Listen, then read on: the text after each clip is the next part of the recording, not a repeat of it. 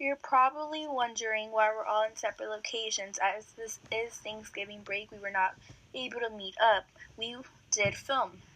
We do apologize for the small technicalities, but please enjoy our discussion over Crime and Punishment. Thank you.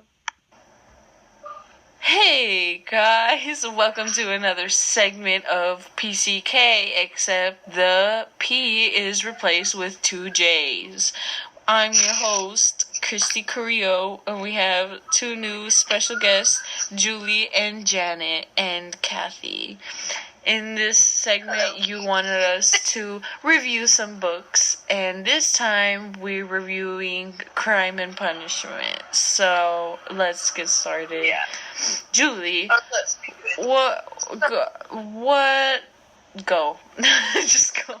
Alright, so the first quote that I chose for part 1, or that we chose for part 1, was he had become completely absorbed in himself and isolated from his fellows, and he dreaded meeting not only his community, but anyone at all. So we connected this quote with alienation to the community. So in a way, he alienated himself from the community by not wanting to be a part of it and by not wanting to talk to him. Yeah, because that's how his personality was. Kind of like the book said that he he's like he didn't really like associating himself with other people. So that's and why I think it kind of had to do with the fact that he didn't have much. He found himself intellectually superior. That's true. Like he was an egotistical figure, so like he had the opportunity to interact with other people and create relationships to like gain more money and stuff. Maybe not money, but like just create new foundations for himself. But he decided to alienate himself and just be independent from others. Yes. Okay, so the second quote that we chose was he was crushed by poverty, but the anxieties of his position had of late ceased to weigh upon him. And we made this connection to relationships between the wealthy and poverty, and we connected it to that because even though he was poor, and even though he was like all the pressures of being poor, he didn't let it get to him. He kind of just like pushed it to the back. Those as if those pressures of being poor didn't exist.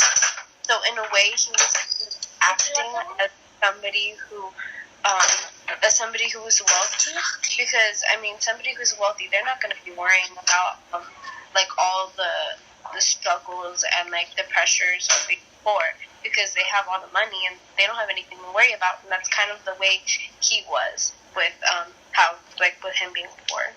Okay, so since you couldn't really hear what Julie said, she basically said that he was trying to act like he was in a high power, basically, even though he wasn't, because like money was like. It's like when you heard, like, have you heard that one quote that says, "The poorer you are, the richer you are," something like that, and it's just like, the less you have, the richer you are. Because even though he's poor, he has terrible living conditions. He has a high status, like. He believes he has a high status. He holds himself highly, and he doesn't let other people put him down in any way. Instead, he helps others, even though he doesn't want to. Yeah, even though he dislikes most people, he'll help those that he feels are in need. Like that one girl that was drunk, and she was like walking around, and that guy was about to abuse her, and he helped her. Mm-hmm. Exactly like that. Even though he just lost like a whole bunch of money, and he never knew what happened at the end. Like he did things with good intentions, and he tried to help others that needed it. Even though, like, he kind of like helped other people like before himself, because he needed that money that he gave the policeman, but he gave it to him. So yeah, next quote. His mother's letter had been a torture to him, but as regards the chief fact in it, he had felt not one moment's hesitation even while he was reading the letter. Go ahead, Julie. Okay. Okay, so basically we made the connection, that quote, we connected it to men and women's role because in that quote, it was right after he had just read the letter that his mom had sent him, which was basically talking about how his sister was going to marry an old man with money so that he could support her brother. So in this way, the roles of man and woman switched because it wasn't the man who was helping the woman, but the woman who was helping the man. Yeah, and then in another case, like it wasn't like the American culture, how American culture was in that century, because the landlady was a woman of power because she was in charge of all those apartment buildings, I guess. And but in other cases, women were submissive to their husbands, so they would like If we connect it to now, to 2017, like what Julia said, that the woman was taking care of the man. Some like it's a.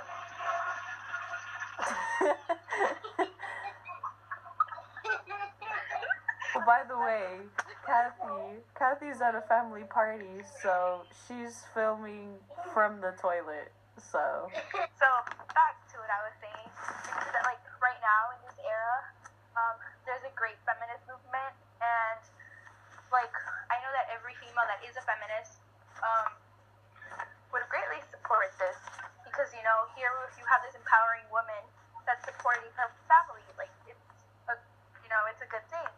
But on the other hand, when what Christy said, when like a wife is submissive to her husband, it shows how dominant the male figure still is, and probably will continue to be. Unfortunately, not allowing for like the women to aspire to become something greater. But it shows a contrast. Like it's ironic, to be honest. yeah. Because like in a way, even though she was marrying this man to support her brother, she was still relying on the man to be supported. So it's kind of like she's supporting a man by relying on another man to be supported. Yeah. Like, Exactly. So like it's kind of like what Christy was saying.